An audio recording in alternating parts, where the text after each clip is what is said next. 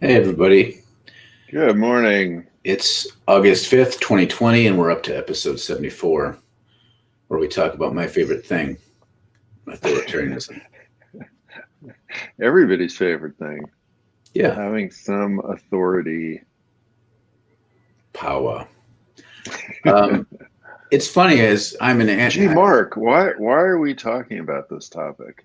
I don't know. It's interesting. This has not Authoritarianism has nothing to do with the problems that we're facing in our world. It's just a Right. kind of a purely esoteric conversation topic that Yes, satisfies my nerdly intellect. there No, we go. Uh, well, for the obvious reasons. Okay, so we're seeing this shift into authoritarianism around the world. We've seen this for a while, kind of a neo-fascism, but it also fits because we've been talking about toxic sorts of Christianity and the way that plays out. And to me, this is like it's really easy to see how a certain way of understanding faith and religion lends itself to towards Trump. And people like get confused about this all the time. Like, what? Mhm. You're a Christian. You love Jesus and the Bible. How can you elect serial uh, like basically a rapist and who does all these bad things? It's so uh, lacking in coherence for you to do that. I'm like, no, it makes total sense that Mhm. a certain kind of Christian would go towards authoritarian leadership and be able to justify it easily. And so I thought it'd be good to talk about that connection because Yeah. uh, there's authoritarianism on the left too, and I've seen that grow also. Like I don't believe in horseshoe theory. I tend to think it's ridiculous. I think across the spectrum we have this tendency towards authoritarianism. Mhm. So like you have right wing authoritarianism. Centrist authoritarianism is just like the willingness to use authoritarian violence to maintain the status quo. And then on the left, it comes up anytime you feel really powerless. You need to have the biggest gun to shoot down your enemy, and so you shift into more overt authoritarian type thinking. And so it's rising, and I think how one understands their faith and their theology really shapes this. Mhm. So Yeah. it's worth talking about. Yeah, so to me it's just important to acknowledge and talk about the fact that this is an age-old human impulse. Mm-hmm. That human life is scary. Like being alive is scary because you then realize you could be dead, and you realize that there's all kinds of suffering involved in life, and you care about people, and then suffering happens to them, and then that's hard and scary, and you try to have children that you love and they die, and women giving childbirth die, and uh, life is really difficult. And so the impulse to have somebody bigger, more powerful, more knowledgeable, more capable take care of everything, that's, I mean, we all have a pull towards that. We all have a pull towards that. And it'd be great, like except for those list of things about being more capable. That's not usually how it goes with our authoritarian leadership. But there's also like even folks who, and I tend to be sympathetic to this view, Don, to see you have earlier, more indigenous societies that are less centralized, right? So that maybe authoritarianism takes different shape. But it used to be like if you read the scriptures, for example, the book of Judges, very decentralized system. But anytime there's a threat, then Hmm. there's this move towards authoritarian, not necessarily authoritarian, or at least a designated military leader. Like, so this isn't that uncommon. You see this all the time, even like in the Soviet, before the Soviet Union came up, there was an anarchist general, Nestor Makhno. So this idea of having a powerful figures that you get behind for the sense of efficiency to tackle an enemy has always happened. Now, we live in a Hmm. society where we are anxious all the time. And so instead of being afraid of a tiger jumping out at us, we are bombarded with more of a deeply existential set of anxieties and fears. And I think that also triggers our wiring to fall in line behind a designated leader who will fight on our behalf, which to me almost entirely explains Trump.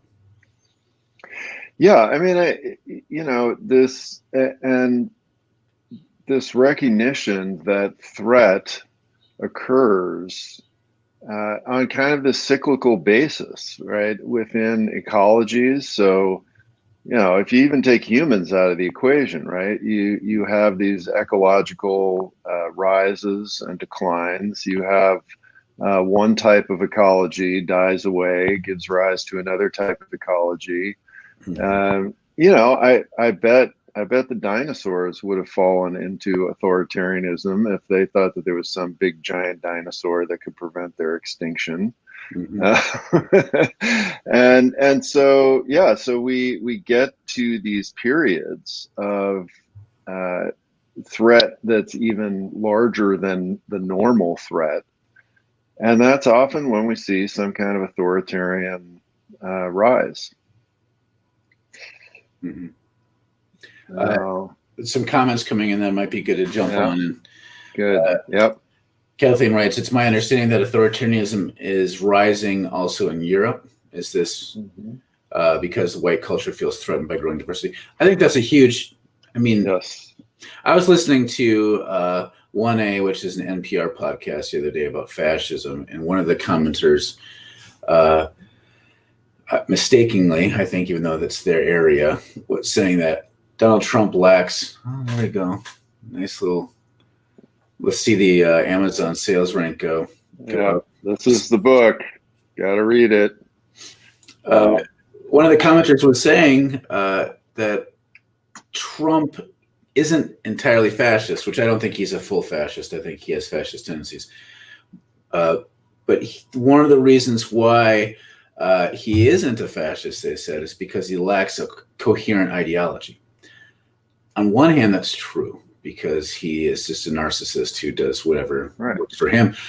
But there is this strong ideology of we are afraid of immigration and white nationalism that is at the core. And I think that's at the core throughout at least the white world of Europe and the crown colonies and the United States, where there's white people have been in power. I think authoritarianism is a response because it's a perceived threat. Yes, and I would actually disagree with that NPR assessment. I mean, I don't think there's a well-developed ideology, because honestly, he could care less about that. But Make America Great Again and America First, those are ideologies. Those are powerful, and they don't have to be complex to be ideologies. No, I mean, So, but the answer, Kathleen, is yes. Authoritarianism is rising in Europe, and that is in direct result to the threat that is happening as the world is becoming destabilized, really ultimately because of climate change, and you've got people on the move, and that's threatening the status quo. So, all right, Gus wants us to talk about something. Can we at least talk a little bit about its potential relationship to public health right now? I just read a thing on Rwanda doing a better job on COVID than most of Africa. And at least the article I saw had a comment on this. It's partly because there's a little bit of authoritarianism around. Here's how we're beating this. The weird thing is, I do think that if you have a centralized government, you can respond to threats more efficiently if the leaders of that government are efficient. I think there's a reason why, I think it makes sense in a situation like this to have a point person with some authority to do stuff if they're qualified and good at it. And that's hard for me to say as an anarchist. But we could have done that too. It's funny. The people who have been resisting this in our society are the most authoritarian in our system. Yeah. So to talk to Gus's point here, you don't need an authoritarian government to run a good public health system. And the perfect example of that is the response to Ebola, which was run out of the CDC when the CDC was allowed to function. And yes, they had authority, but that was authority that was granted to them by the people involved because everybody saw that as being positive and in their best interest. So having authority and having a centralized organization for the sake of some project is different from authoritarianism. Which is a situation where somebody has power and attempts to maintain power over people for their own good. Now, sometimes that results in some good things happening, right? And, for years there was the joke, Mussolini made the trains run on time, right? And, the Roman Empire, they were good at a lot of stuff, right? They built great roads, they built canals, they built, all kinds of big sculptures and, buildings. And, but yeah, so just because authoritarianism sometimes does some good things, one, does not mean that you have to have authoritarianism to get big projects done. And two, doesn't mean that there aren't lots of bad corollaries to that. So yeah, sometimes an authoritarian figure can step in and make things better if they're trying to make things actually better. So you do have examples like that. And then, of course, you have the example from, remember back when people were running for president in the before time, and Bernie Sanders made a comment very vaguely literacy in Cuba, or Gaddafi, right. Muammar Gaddafi. Like, there's all kinds of indices where the people,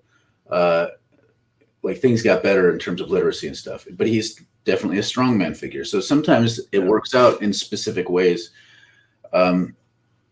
Julia has a good comment. Has anyone studied if indigenous cultures have ever cycled through periods of authoritarianism? Yeah, sure. So the two best examples in our hemisphere are the Incas and the Mayans. So the Incan Empire, the Mayan Empire, were very authoritarian as far as we can tell. Very centralized, brutal religious practices. I think, there is this tendency in America, particularly in the left, to really romanticize, I think, indigenous cultures. And I think that that's a mistake. I don't think that, indigenous cultures were sort of magically perfect and then suddenly big bad colonialists came along. The Iroquois nation was very much about doing a lot of conquest, and people have been people for a long time. I think a lot of it. I think there are lots of things we can learn from different indigenous cultures, largely because, a lot of this, I don't know. I tend to be skeptical of developmental kind of ways of talking, but to me, at the very least, it makes sense that once you have a society move towards greater centralization under an elite, that's when things start getting really toxic in very particular ways. And a lot of indigenous cultures didn't have that arrangement. So it makes sense. And so then it's, there's a shift from skirmish warfare to more like totalizing warfare. You have more fighting over like specific areas for resources because you need land for agriculture in particular ways once you have cities, like all sorts of things that come up. So, but I don't think it's just merely a matter of material culture, like, oh, we have cities now and so we have to be jerks. Because there have definitely been some cities and societies that become more imperialistic than others. And I think it's a mixture of that and a set of beliefs and ideologies and how they respond to crisis. And then it also depends on how you define indigenous, right? The Egyptian empires were indigenous, Babylonian empires were indigenous, Assyrian empires were indigenous. They came out of, the Roman Empire was indigenous. If you look at the Mughal empires and the empires in South Asia and India, Yeah, I mean, you see, as societies start to accumulate power, and as people start to accumulate power and wealth, and then, I do think that it is connected to efficiencies, doing some things better. Then that can easily drift, especially in a crisis, into authoritarianism. All right, we got a lot more comments. Serious rights. I think we need to acknowledge that we go for what meets our belonging and survival needs first before facts. Oh, yes. We need to acknowledge that is within ourselves too. Otherwise, we remain ill-equipped to challenge authoritarianism. This is fascinating to me. Like, I still every once in a while listen to Dennis Prager, and I have my almost before I even became an adult, I would listen to him, and I still do because he kind of encapsulates this sort of conservative logic. And one of the things he likes to say is conservatives are more logical, whereas liberals are emotional. Now, the truth is, which is also what liberals say, by the way, in reverse. We're all emotion driven, and then I just tend to think our desires come first, and our logic is usually justification for our desires. Like, I think that's generally how human beings work, and it's fascinating talking to someone who is super like following the party line, and you can tell it's reactive, and them saying it's just logical. It's just logical. When it comes to my house, I would have a gun and shoot them dead, and that's just how our border is. Like that kind of like, oh, that's just logical to you, okay? Yeah, and see, to me, it's even far deeper than, quote, just emotions. It really has to do with this issue of formation and worldview and habitual activity, and that's what drives us. And facts are completely irrelevant, and that's been, I mean, first of all, spiritual traditions have known this for thousands of years, and then recently there have been numerous psychological studies that have shown this over and over and over again. Julia clarifies traditional indigenous cultures before colonizations, or because and this is one of those things where it's hard because you have anthropologists and archaeologists who are formed in Western thought, looking at scant data of civilizations that were crushed to figure out what made them tick. And so I think there's reasons why there's all kinds of arguments, like why whenever Jared Diamond writes a book about guns, germs, and steel, there's like 3 counter books. And it's because it's really controversial and there's all sorts of stuff tied up in it. But I have no doubt that there are some indigenous practices and things we should be learning from at our stage of late stage consumer capitalist imperialism that's bringing the earth to the edge of collapse, to a close. So clearly our civilization has fucked things up and maybe needs a little bit of humility in record time. Yeah, and we existed for 100,000 years before that without this happening. So what is it? What happened? Catherine writes, that makes sense to me. Trump can borrow the white nationalist, culty Christian ideology that already exists. Also, unfortunately, ideologies don't seem to need to be coherent or non-contradictory to hold massive power of a certain kind. That's another thing that I see people fall into this all the time. They want to analyze ideologies as though they're logical frameworks. Right. And actually the culty Christian ideology is the perfect example of this, right? Which has done this major 180 whiplash between Obama and Trump, right? So back in the day, all of that ideology would focus on that it was important to have leaders that had good character and were moral, right? And that was the ideology. And look, a Christian leader does this, and a Christian father does this, and and we've got all these immoral leftists that want to murder babies and blah blah blah blah blah. Then Trump comes along, and suddenly it's like, oh, we don't care about the moral character of our leaders. That's not important.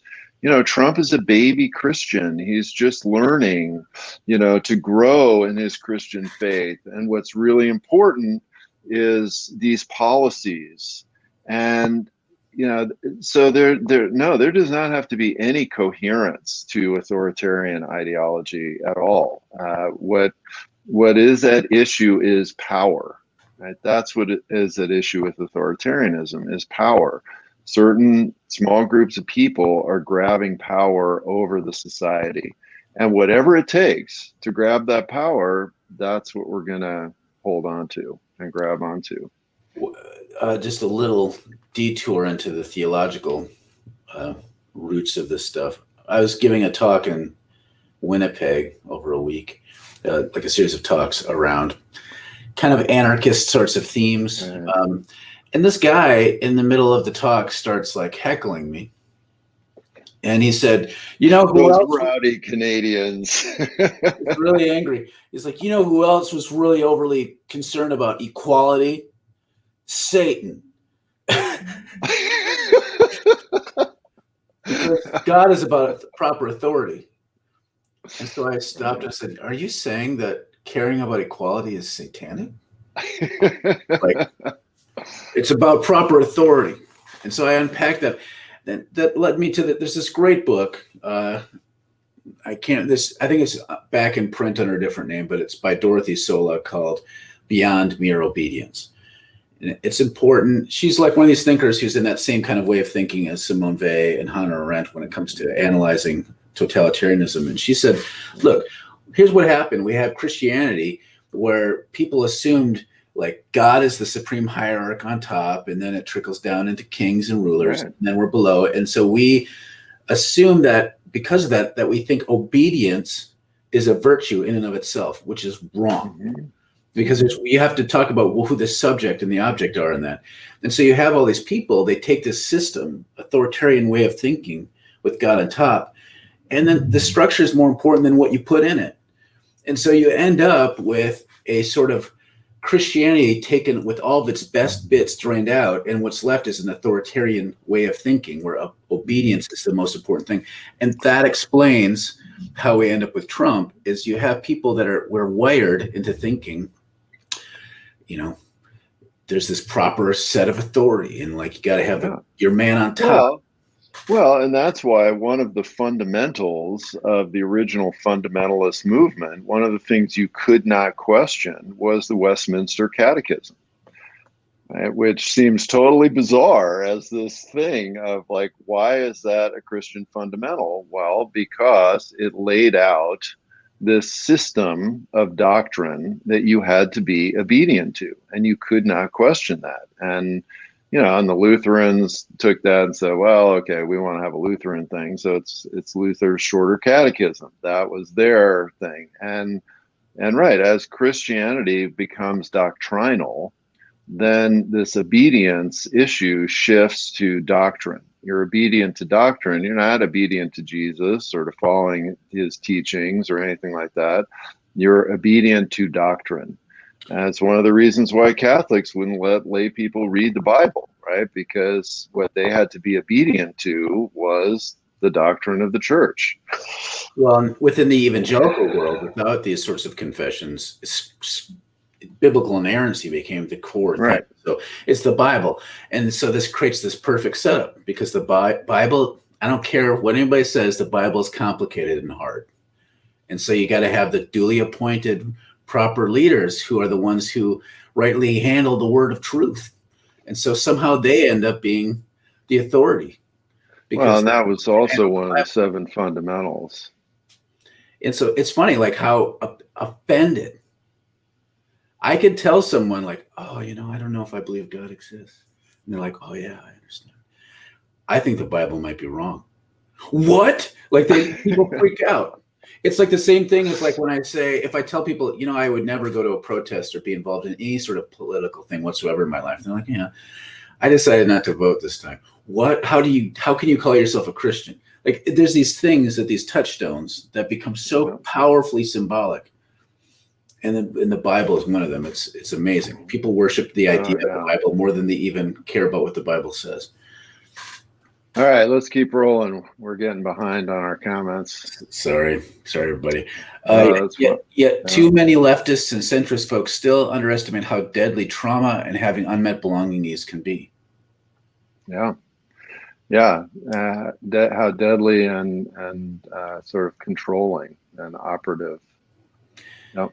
And this is hard. Like a lot of any type of leftist sorts of spaces I'm in, and I mean real leftists, not like Democrat. Real leftist spaces. You mean not Joe Biden's campaign headquarters? Yeah.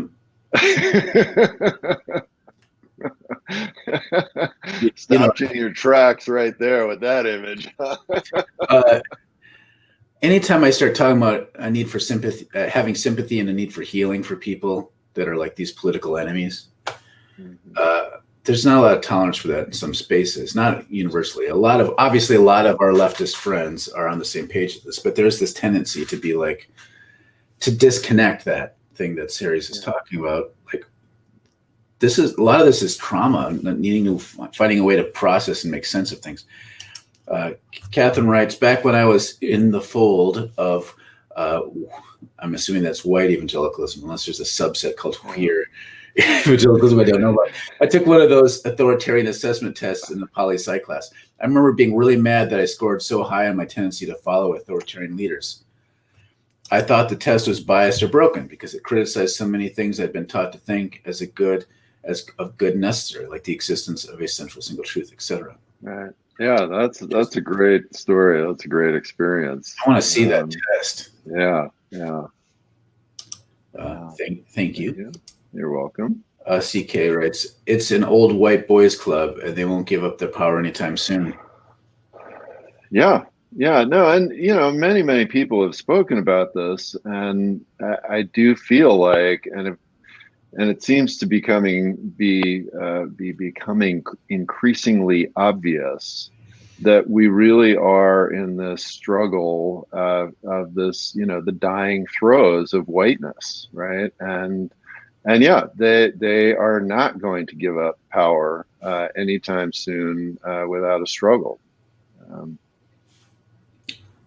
Which is a bummer. Heather writes, Lincoln was called a tyrant, so rewriting history is involved. There's always rewriting of history. Yes. Adam writes, that's the same problem with arguing logic with people as if they're willing to really selflessly interrogate their ideology for the greater good. It's so funny, the people who are like, I just thought that if I presented this person with this great argument, like they would actually listen to me, and they don't. It's funny, people give me advice like, here's how you shut down an argument. You tell them this. I'm like, no, it doesn't work. The only way you ever win an argument, if you can call it winning, is if you can both get to this vulnerable spot, and which to me is like, that's not about logic at that point. And it's not about winning, right? It's about transformational relational engagement. Which is anti-authoritarian. It really is. Michelle writes, that's because most on the right are one-issue voters. We could have a whole thing about being a one-issue voter. The babies that you were just talking about, they put up with Trump for that. Well, I mean, there are one-issue voters all over the place, on the quote left and on the right. But yeah, I mean, and that is, I think, one of the things that helps give rise to authoritarianism is when the threat gets to be perceived as so big that becomes the one issue, and you say, yeah, I'm willing to give up everything else for this one issue, right? And I think that's our favorite bad guy, right, Hitler. The one issue in many ways at that point was the Germany was destroyed as a country and an economy, and people were having to walk around with wheelbarrows full of worthless money, and that was so scary and such a perceived threat that people were like, yeah, we'll do anything to get rid of this. And this is important. Like, people in Germany didn't unify around Hitler because they all collectively said that they hated Jews, which I mean, this is obvious to say, but this is how the story gets retold. It was more complicated than that. Jews were the scapegoat, among others, for the condition they were in. And so it was motivated by this fear of like loss of economy. And right now we have a bunch of fears, and it's really tied up in white nationalism and fear of loss of white power, but it's more complicated than that. It's not like you can go around and that your Uncle Jeb, if he's really being honest, is like, yeah, I'm a white supremacist. It's like, no, he probably doesn't have any, you go all the way down, he probably doesn't think any of his thoughts are white supremacist because he's being hacked. And this is where it's way more complicated than a lot of these narratives tend to be. But at the same time, this abortion thing is like probably the single most diabolically brilliant tactics in my lifetime is this gathering around the abortion issue, because I've known a lot of very thoughtful, fairly progressive people who feel stuck on that one. Yep. Lol, we got equality. Yeah, Satan and equality. Orthodoxy, not orthopraxis. That's a whole big thing. Talk about learned helplessness factors into susceptibility too. Right. That's right. Absolutely. Never mind the babies that starve to death, though. That's not the life that we're pro. This is how dangerous abuse is. We learn that someone who is right is someone who gets to tell you right from wrong and has the airport to punish you. I don't know if maybe it's a different ability or ability to punish you when you challenge them, because abuse is so rampant. We also adopt abusive dynamics in our politics and vice versa. You can see this loud and clear on the right, of course, certainly in the center, and also in leftist activist communities. Right. Yep. Yep. Yeah, I mean, this is the cycle of abuse and trauma, either by people or sort of by life in general. It gets us into that state of learned helplessness, of submission, and also of desire for things to be a bit better. And so, that's a very powerful cocktail that people can exploit. Oof. George Carlin said it best. I don't know exactly what you're talking about specifically, but he did say a lot of things best. He says a lot of funny things. Catherine writes, to be fair, I did finally listen to all the people who tried to talk me out of my conservative views, but it took like 10 years. I had to do a ton of work on getting out of controlling relationships for it even to be possible to publicly change my mind. Mm-hmm. Right. And so you did all this awesome work, and that has gotten you to a better place. And people who do that, it gets them to a better place. But as you said, it's 10 years of really hard work, and the average person who is stuck in that survival mode, and I think there are a lot of problems with Maslow's hierarchy of needs thing, but when you are in serious survival mode, it's very, very hard to get your head above water to do that kind of work. And so when somebody comes along and says, and that's what Authoritarian talks about in her book, when somebody comes along with a bread truck and you're starving, you're pretty happy to see the bread roll up, and you don't really care if it's the fascist party that's doing it because you need to eat. And so that is something that really contributes to the rise of these sorts of movements. Well, and you point to this, based on what you were writing there, you've probably had a lot of severing of all kinds of relationships. And this is one of the other pieces. Like, people act like we're all individual free thinkers who come up with their own logic and then live consistently from that. And that's just not true. There's a reason why, like for me, I was very conservative for a long time, even though I think out of a lot of people, I tend to be very wired towards skepticism, largely because of trauma, but I was still very authoritarian and conservative for a long time because that was the life that surrounded me. Those were the people around. Soupy swimming. Yeah. And so for me to leave that, I actually had to break almost every meaningful relationship in my life. And that's actually too much to ask. that like that people for most people. Yeah. Yeah, like, and it shouldn't be that way. It's No. it's No. tragic. Ellen writes, because many of us were taught how to argue through evangelical apologetics, where crafting the argument is paramount to winning it. Yeah, that's referring to that sort of tendency to focus on logic. And we forgive you for saying airport, Adam. Oh, that was great. Snakes on a plane. Oh, Plane. All right. we're over our time, but another great set of comments. Let's end with Katie's here. Gaslighting, an important element of abusive power dynamics, but also internalizing abusive conditioning. People gaslight themselves and are then totally stuck. How can we help people who are traumatized and in denial wake up? It means they are blind to hidden power dynamics. This shows the complexity because there's the structural systems, the way our psychology is being gamed, this dynamic. There's so many dynamics that have been raised through these great comments. Yeah. So authoritarianism isn't this slam dunk thing to just defeat.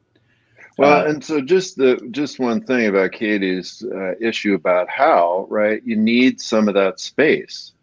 And again, when you or society is in crisis, there is not that space to do that examination. And that's what authoritarian systems exploit, is that lack of space. Mm-hmm.